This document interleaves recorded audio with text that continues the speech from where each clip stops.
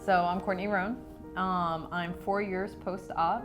I was braced for 2 years, decided to get surgery, and now I'm doing good. I am now a senior in college, so I have 1 more year left to go. I'm majoring in journalism and media studies, minoring in video production and psychology. When I was first diagnosed with scoliosis, I was more confused. You got that test done every year where you would go to the nurse's office, they'd run their hand down your back, and that'd pretty much be it. And she told me that I should go to a doctor and check it out. And I went to the doctor, found out more information, slowly got worse and worse. Started bracing. That's when I got really upset, because that was more like, that affected my life in the sense that I had to wear this brace every day, and it was big and it was clunky. It bruised me, but I got through it. Like, it was fine. Everybody got to go through it at some point, but obviously my curve continued to get worse. And then that's when surgery came into play. And of course I was extremely upset about the surgery, but then I realized that my life can be a lot worse. Like, I have a solution.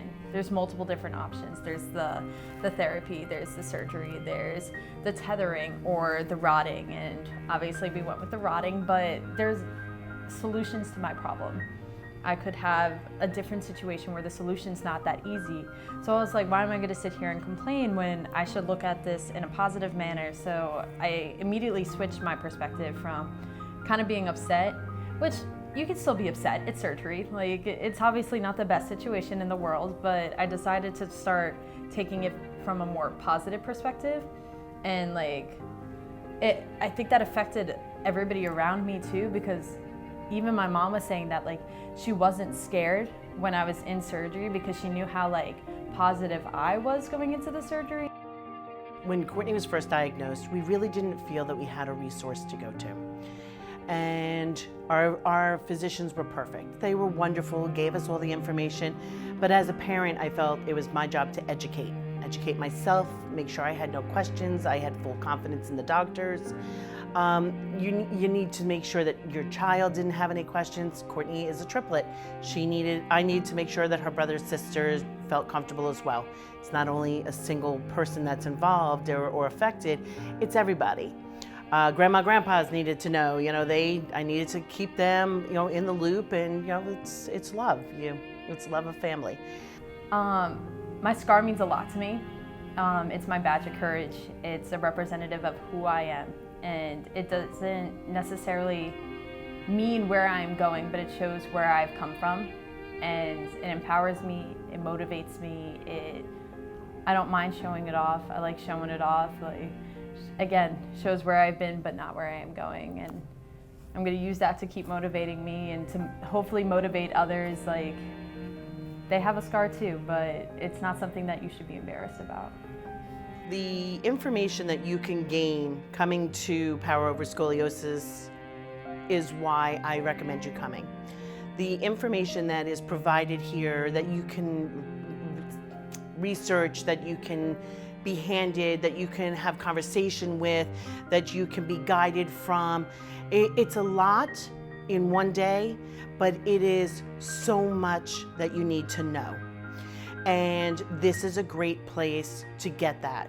There are physicians on site that not only perform the surgery, but just do the research, that are here to hear, and you have nurse practitioners, you have nurses, you have anesthesiologists, you have physical therapists. Everybody's here. It's just a great source of information to help get you to the level that you feel comfortable and understanding what's going to happen, what your goals are, what can happen if you don't, if you do. It's just a full globe of information from different areas. It's different perspective. It's East Coast, it's West Coast. It's just everybody here with the same goal to make you feel good. I love being connected to Setting Scoliosis Straight because it's a family. It's kind of cheesy to say that, but it really is.